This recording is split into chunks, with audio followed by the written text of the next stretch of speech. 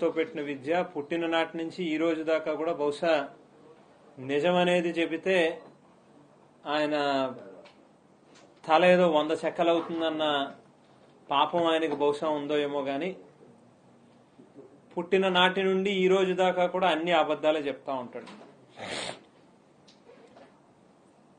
చంద్రబాబు నాయుడు గారు 2024 ఎన్నికలకు ముందు ఏం చెప్పాడు? ఆయన ఏ ఊరు వెళ్ళినా ఎక్కడ ఏ సభ పెట్టినా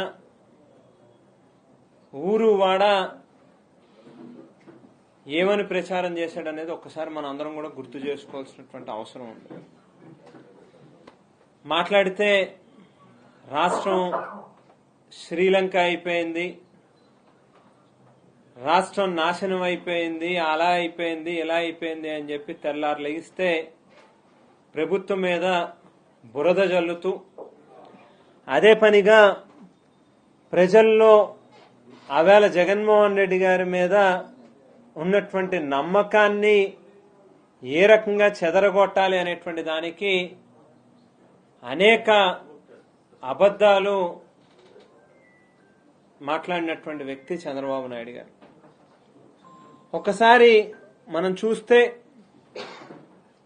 బాబు షూరిటీ భవిష్యత్తు గ్యారంటీ అన్నారు. బాబు షూరిటీ భవిష్యత్తు గ్యారంటీ ఏమో ఇప్పటిదాకా తెలియదు కానీ మనకి బాబు షూరిటీ బాధుడు గ్యారంటీ. ఓ పక్కన కరెంటు బిల్లులు విపరీతంగా పెంచేసినటువంటి కార్యక్రమం.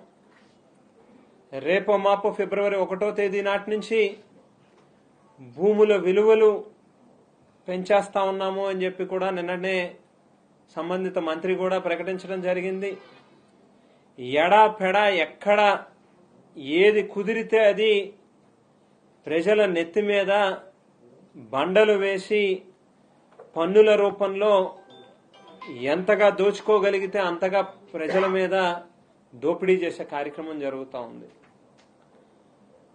సంపద సృష్టిస్తా అని చెప్పి చెప్పినటువంటి వ్యక్తి ఇవాళ పూర్తిగా చేతులెత్తేసి హ్యాండ్సప్ చెబుతూ నిన్నటి రోజు నీతి ఆయోగ్కి సంబంధించినటువంటి రిపోర్ట్లు చదువుతూ అన్నీ కూడా